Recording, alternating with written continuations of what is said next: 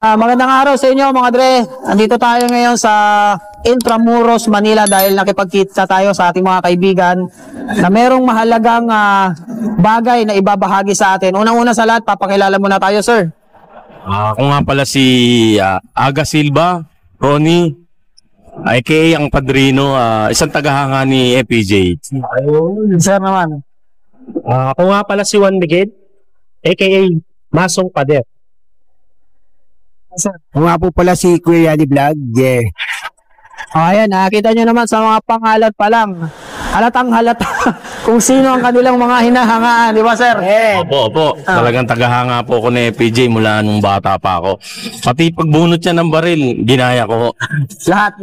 Opo, lahat to. Pati kilos niya. Mga solid fans ni FPJ to. By the way, kaya kami nandito ngayon dahil meron po silang isang bagay na ipapakita sa atin. At alam ko, sa lahat ng solid fans ni FPJ dyan matutuwa sa ipapakita namin ito, sir. Sir Ronnie. Ang ipapakita ko nga pala yung memorabilia na galing pa sa isang legit supporterero ni FPJ. Ang nag-iisang unang-unang kinabit ng kanyang lapida sa puntod niya. Ito, palitan natin, sir. Yan. Yan po ang lapida ni FPJ. Noong 2004, yan po ang unang kinabit. Kauna-unahang lapida. Ito yung nakita ni... Paano po napunta sa inyo to, sir? Si Mang Larry kasi yung pinaka-legit na supporterero ni FPJ. Kaibigan ko rin. Ngayon hiningi ko, nung nagpalit, siyempre, tatapo na. Nagpalit na eh. Hiningi ko dahil idol ko, memorabilia, itago ko sa amin. Sayang. Yun, nauwi ko siya sa amin. Bakit sabi nyo pinalitan? Bakit kaya pinalitan yung unang ano? Kasi nung una, tingin ko, nung unang libing, umaga, temporary, yan muna yung kinabit. Kasi dalawang Fernando po Jr. Yung kabila Fernando po rin. Baka malito, siguro sa akin sa aking opinion, baka malito yung tao. Fernando po Jr. yung isa, Fernando po rin. Walang ano yung isa, kinabitan siguro nito. Andy po. Opo. Ang totoong pangalan niya, Andy po. Fernando po Jr. Siyempre malilito yung fans. Doon yung kinabit ito. Sa may bagong ano. Okay. Kaya yung mga tao doon nag-alay. Binuhin mo ilang tao ang ano diyan ang nagluksa at lumuha. Milyon ng taong tagahanga ni FPJ. Kaya kung tatapon, sayang. Iuwi ko na lang. Tinapon, nakita nyo na itatapon na talaga. Siyempre, kahit sino naman gagawin. Kahit yung mismong supporterero, kung makakausap natin, talagang wala na eh. Binigay na nga sa akin. Katunayan nga eh, binalikan ko, pinirmahan niya yan, sir. Pinapirmahan. Pakita natin sa likod. Ayan yung pirma ni Mang Larry. Opo, ayan po ang pirma ni Mang Larry de Lasa. Ayan po ang legit na supporterero ni FPJ, ng pamilya po. Opo. Mahirap eh. Ayan, oo. Basta ito to, yun naman. Buhay pa kayo. Legit yan, legit supporterero. Pare, legit. Siya rin po ang nagkabit mismo. Katunayan, may isa pang maliit siya, sir. Ayan po siya, ayan. Ito si Mang Larry. Ayan, pinicturean niya. Kasi tatanggalin na, isang buwan lang niyang kinabit eh. Papalitan na, pagagawa na ng pamilya po. Ayan ang souvenir niya. So, bali, anong ginagawa niyo doon, sir? Ba't nandun kayo sa ano? Siyempre yung tatay ko, dahil wala naman akong panggastos pa, nasa sako, pagpatay na sa norte, 5 taon, isasako. Si Mang Larry kasi supporterero, may mga binabantayan pa siya sa loob. Pansamantala, pinapatago ko muna sa kanya yung labi ng tatay ko, yung kalansay. Kaya kayo naging magkakilala ni Mang Larry? Oo. Ngayon si Mang Larry, dahil siyempre, yung anak kong dalawa, total magtatanong, mga chismosa yung anak ko eh. Sabihin sa akin, Daddy, asan yung yung lolo namin? Wala akong maipakita. Ngayon, bubulungan ko si Mang Larry. Nangyari, tatay ko si FPJ. Dahil idol ko. Si Mang Larry, bubuksan yung gate. Bakit ngayon ka lang? Ganun si Mang Larry. Yung anak kong chismosa, magbubulungan. Sasabihin niya, totoo nga, daddy nga niya si FPJ. Tignan ko, dito tuwa din ako dahil siyempre, idol eh. Hanggang pag-uwi namin, daddy mo nga si FPJ. Siyempre kahit sino. Lalo yung maliit kong Matanong lang sir, si Mang Larry, kusang binigay niya ba ni Mang Larry ito sa'yo sir? tao po kusang binigay. Ngayon may video yan eh. Binalikan ko siya eh. Medyo matagal-tagal nung maibigay niya. Hindi ko na maalala kung kailan. Binalikan ko para pirmahan niya. May video kayo nun? Meron po, O meron. at least meron tayong katunayan sir na... Meron katunayan. At saka Bukal sa pwede loob. din natin punta si Manlari anytime. Yun. Tsaka actually sir, ito may gustong bumili sa akin. Pero dahil sa idol ko si APJ, hindi ko maibenta. Sir, natanong ko lang sabi niyo may gustong bumili. Na-post nila pa na Marami. to last time. Hindi, meron akong... Meron na? Pero, nakwentuhan lang. Tapos, may kakilala siguro yung nakwentuhan ko. Hindi totally na, may kakilala sigurong kolektor. Sinabi ron. Ngayon, yung kolektor, nagtumimbre kung ano yung ang mahal. Ang mahal ng presyo niya. Magkano sir? Kung pwede mong malaman. Siguro, merong una, 700 eh. Tapos, bandang uli, nung hindi ako pumapayag, 2 milyon, sir. Umabot ng 2 milyon. Opo. Hindi ko rin ako, mahirap lang din ako siyempre kahit sino magkaka-interest na Laki. benta. Laki nun. Sa bagay, PJ ito eh. Laki yung value niya. Tsaka sir, alam mo, alam mo Ray, kauna-una ang yan eh, lapida. History ka dyan. Ito yung kasi, national artist, bukod dun, yung pelikula ni FPJ, mahigit 200. Palagay ko sir, tataas pa to eh. Oo. Kasi, nag-iisa lang to, nag-iisa lang na lapida. Wala nang katulad. Yan ang una-una. Wala, yun ang magpapataas ng presyo nito. Opo, Palagay ko. Totoo Bakit yan. hindi niyo po binigay sa 2 milyon sir? Dahil sa idol ko yan, parang Nagdadalawang isip pa kayo. nagdadalawang isip ako eh. Yaman mo yan eh. Para mabigat na loob nyo. Oo, FPJ. Pero minsan nag-iisip ako na ibigay na, pero minsan FPJ pa rin tayo eh. Iingatan natin. Hindi ko nga pinupunasan ng dahil sir. yung dumi niya, napakahalaga na rin. Pero ito sir kasi nilabas na natin to sa na-vlog na natin. I'm sure maraming ko-contact sa atin kung mga collector dyan na maaaring bumili yung item po ninyo. Ang desisyon na po kayo kung maaari nyo na siyang bitawan sa tamang presyo. Sa ngayon, baka hindi muna. Pag-iisipan ko pa kasi unang-una, ito kasi yung parang presidente to eh. President that was never declared. Hindi siya na-deklara pero para sa akin, presidente yan sir eh. Hindi biro. History ka dyan. Meron kang kauna-una. Iba si The King. Kung ibang meron ng una. Kunyari, may comedy na nung una. Yung king, walang king na sa Pilipinas na nauna. Siya lang ang The King. Isa lang, nag-isa lang.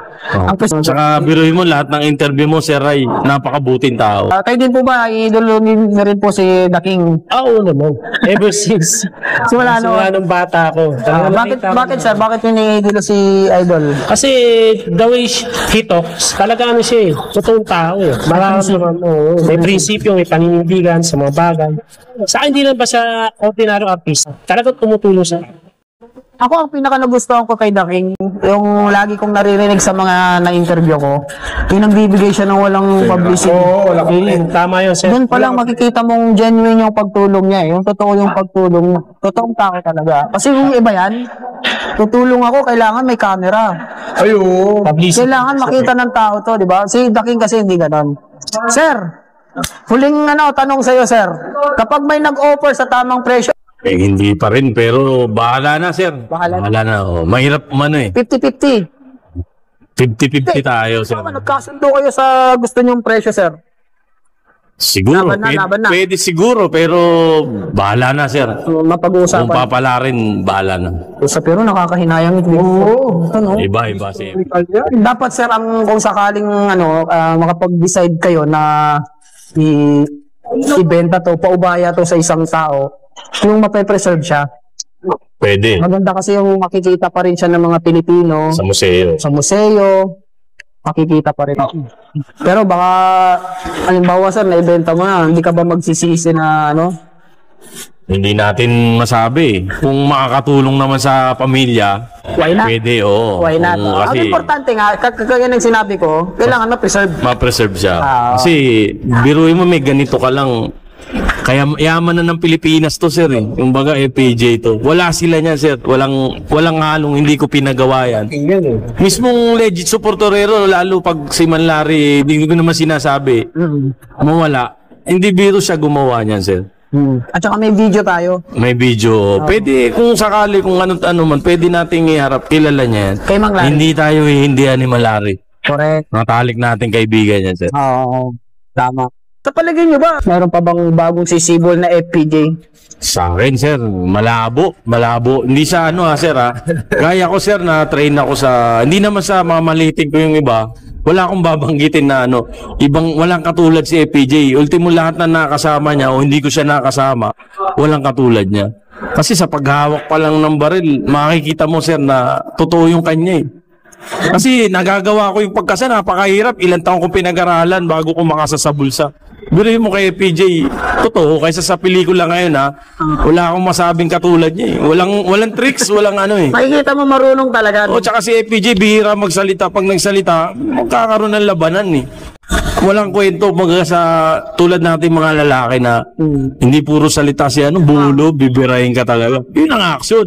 Kaysa puro salita lang yan, di ba? May gano'n pag nag-aaway. Kung maniwala dyan, puro gano'n. Puro boka lang. Puro boka. Wala nang kutulan. Wala nang FPJ. Wala nang Nag-iisa lang, no? Nag-iisa lang. Para sa akin, gano'n. Oo, iba. Ako din eh. Idol saludo tayo kay FPJ. Lalo sa mga natulungan niya.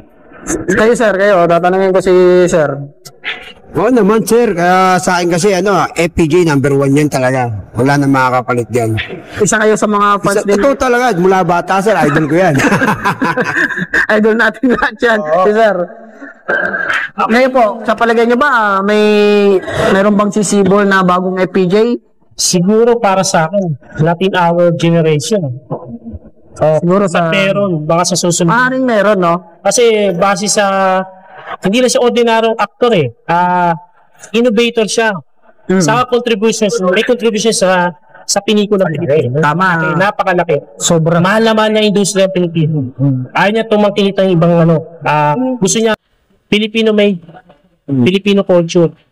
Parang yun ang ni FPJ. Kaya nga sir, nung nawala siya, yung Philippine cinema, medyo lalo na yung action, nakakahinayang talaga nung nawala yung nakasanayan nating classic na action. Wala na, no? Sayang, no? Nakakamiss. Ayun, drama na masyado. Sana may... Kasi yung ngayon, makatotohanan yung kay FPJ. Yung ngayon, imposible na yung nangyayari ngayon eh. Kay FPJ, pag salita pa lang, maano ka na eh. Parang totoo to. Tsaka hindi kumukuha si FPJ ng yung magandang lalaki masyado. Makatotohanan mga kinukuha, yung mga mukhang tirador talaga na papatayin ka talaga. Oo, makikita mo. Makikita mo yung kinukuha ni FPJ noong araw, yung magagaling, Alex Cunanan, mga Edith Watson, mga mukhang tunay, Roy Binson. At saka sir, pag gusto ng kamano-mano ni FPJ, malalaki. Kasi, malaki talaga yung kasuntukan niya. Para ng FPJ talaga. Character talaga. Sayang lang, no? Nakakahinayang lang. Sa palagay mo ba, pag hindi siya nawala, malakas pa yung ngayon? Actually, tuloy-tuloy pa kaya? Tuloy-tuloy yan. Lalo, kahit matandaan na, biruin mo nga, senior na, ibang karisma, di ba, sir? Lalo pag binunutan ka ng baril ni FPJ. Sige, bumunot. Iba yung talaga tumatatak, konting mix lang, di ba? Sir, anong paborito mong movie ni FPJ? Halos lahat, walang tapon. Pero yung may pinaka na... meron yung Padrino. Yung gagaya ng pinangalan sa akin. Padrino. Yung matulungin siya ron, sir. Pero bibira siya. Para siyang Robin Hood dun eh. Robin Hood, sir. Kayo sir, anong favorite na... Kasi eto, kaya ako tinatanong, kwentuhan na lang din, bukod dun sa Lapida ni The King, total, na which is ipapalabas namin ngayon, August 20, bilang pagbunita sa kanyang karawan. Sir, kayo po, anong paborito niyong pelikula ni The King? Siguro gaya ng sabi ni Aga, ang Padrino rin. Kasi ang istorya napakalalim eh. Parang gusto ko tuloy panoorin ulit. Napakalalim. Lalo na yung ending yung dulo. Yung pinaka-ending niya yung dulo. May malaking twist to. Yung pinaka-dulo niya, umuupo si Ray Langit. After siya pinalabas sa patay siya ron. Yeah? Para lang mapagtakpan, para magtagiganti siya. Para kumbaga nagtago siya, parang hindi siya makita. Binabakan niya ngayon si Ray Langit umiinom. Sabi ni Ray Langit, sino nag-request yan? Patay na yung taong may gusto ng kantang yung kanta. Sinabihan yung waiter, di ba? Sabi ng waiter, sir, papatigin namin. Pagtigin, nandun na si FPJ, nakaano eh. Ayun. Oo. Grabe. Umiinom si Ray Ranes, sabi niya, patalula siya. Sabi niya, binigyan mo ako pa ng isang mata para makita ka. Kasi, tinaman siya. Isa lang. Okay pa na. Sabi naman ng Ray Ranes, hindi ka makakawala sa organisasyon. Ang lalim eh. May mga Ang lalim. Oo nga, no? Malalim siya. Kung kumbaga sa dulo yung twist niya, pag nakikita, pag-a-analyze mo. Hindi ka na makakawala Hindi sa... lang naring script yun. Parang, Parang ngayon ko lang na ano yun ah. opo sir, ganun po yun. Oo nga, no? Kaya pala ganun yung bitaw ni Ray Langit. Oo. Hindi ka na makakawala sa... Ibig sabihin, Hindi ka makakawala sa organisasyon. meron silang ano... Malaking organisasyon. Napatago. Actually, kung may part ko Hindi nag-iisang padrino, parang gano'n. okay, ba't ganun? Hindi ko naisip yun. Napakagandang tingin. Ikaw, sir. Maaaring sa totoong buhay, sir. Ganun. Meron din yung parang Oo. baka meron din nasa likod. Meron yan. O, kayo, sir, kayo po ba? Pati ni EPJ, di ba? Ay, oo, pansa ko ni PJ. Anong paborito Paborito ko yun, ano, ang padrino tsaka yung dalubasa. Ayan, yung mga gandang, mga banatan ni PJ. At saka sa ibang lugar, sir, pag binanggit mo at binanggit mo yung PJ, dapat may respeto ka. Alam mo kung bakit, sir, merong isang lugar sa Pilipinas, pag niloko mo ang pangalang EPJ, magtago ka na. Saan po yun? Parting, sabihin ko na lang sa parting south. Yan. Yan. Hindi mo pwedeng lulukohin. Alam mo kung bakit? Napakasagrado ang FPJ, sir. Sa kanila. Oo, sir. Wag kang magsasalita ng laban kay FPJ. Ano sa ibig? Dahil magtago ka na. Oh? Ay, oo, sir. Na-experience niya yan? Ay, oo, sir. Kasi yung during election, nalaman namin yun. Wag kang magsasalita laban kay FPJ kasi yari ka. Oo, sir. Oo, sir. Merong lugar rin sa Pilipinas. Okay, kayo, sir. Yung eksena, kasi nagbanggit sila ng mga eksena. Kayo po ba, anong eksena yung Yung pinakagusto kong eksena yung kay Roel Bernal sa Padrino tsaka kay FPJ. Roel Bernal. Yung pagtatanggol niya lang yung pinagpalit niya yung buhay niya kaysa sa kapatid niya para lang mailigtas yung kasi tulad ng ano ba yung sinabi ni Roel Bernal doon ba rin? Kay Sandro, Oo. hindi ako na yung pag-usap sa tao malapit na mamatay. Oo. Parang, tol, bigat yun. Yung ano, pare. Ano ba yung sinabi niya? Anong maganda? Grabe siya, sir. Kabisado ni sir, ah. Sabi niya yun, Kunin mo ka rin mo o papain mo kapatid mo? pati natin tapusin to ngayon. Oo. Kukunin mo bang baril mo o papatayin ko kapatid mo? Hindi binigay ni FPJ yun. Kasi Nagduelo sila noon. Oo. Kasi Sabi niya, kapag ba napatay ko yung kapatid Kapatid mo, mo, di ba, papatay mo rin ako. papatay mo rin ako. sumagot si FPJ, tsak-tsak. Gumagi siya. Oh. Tsak-tsak. Eh, ganun naman pala eh. Eh, ba't hindi na natin tapusin ngayon na? Oo. Balita ako. Balita ko eh. Ang usapang FPJ. Dala mo 45. Ha? Dala mo. Nasa sasakyan. Siguro pag nag-inuman kami dito, walang katapos ng FPJ. Wala mang yun. Yan, sir. Oh. Usapang FPJ yung ano namin. Kunin mo. Ginawa niya. Gusto mo. Ginawa niya ngayon. Oo. Pagkuha niya, nagdo sila. Yun na yun. Yun yung pinaka-favorite na eksena gusto namin. Sa pag tinulak yung bote ng beer. Sa pagdapo ng langaw sa sanguso ng bote, isa sa atin ang lalangawin bukas. At bigat. Kaya? Oo. Yung mandarambong, nandun din. Mandarambong man. Sino yun? Si Roel Bernal, sinabihan yung mga bata bago sila magduelo. Si FPJ mapapansin mahilig sa duelo, sir. Maaring ganun siguro ang pag-uugali niya. Kasi ang pelikula, pag nag-direct ka, yun yung idea mo. Tama. Baka sa totoong buhay, pag nakaaway mo si FPJ, amunin ka niya ng duelo. Malamang. Pwede yun, pwede. May kwento rin yung tsuhin ko, yung kapatid ng nanay ko. Nung binata daw si FPJ, may pelikula sila ni Cesar Ramirez, yung sa pagitan ng... Doon ako nagsimulang idolin ko si FPJ. Sa pagitan ng dalawang mata. Kasi pag bumaril si FPJ, doon siya tumudla sa pagitan ng dalawang mata, sintido. Kaya biniro ata nung Epe sa stage, parang pesta eh. Nandun si FPJ. Sa pelikula ka lang ka magaling sa baril. Ginawa daw ni FPJ, tumayo, bumunot ka Epe. Pinapabunot. Totoo kwento ng hindi na magsisinungaling yung tuwing ko dahil kilala Hindi, I ko. mean, hindi pala sa pelikula to. Totoo. Okay. Sabi daw nung mga 70s siguro, 60s, sabi daw ni FPJ, bumunot ka Epe. Si Epe, binibiro lang kakita, parang Parang nakagulat din siya dahil lalaba ka kasi yung FPJ. Binibiro lang din kita, Epe, sabi doon. Para sumide view. Bumunot ng baril, binaril yung tangkay ng buko, palakpakan daw yung tao. Hindi nga. Totoo, ayun ang kwento yan ha. Hindi ako nakasaksi dahil di pa ako 80s ako, pinanganak. Pero yung tito ko nagkikwento, hindi sinungaling eh. Oo naman. Tsaka yung kay Eddie, may hinamon niya ng draw na yata, kwento ni Eddie, draw.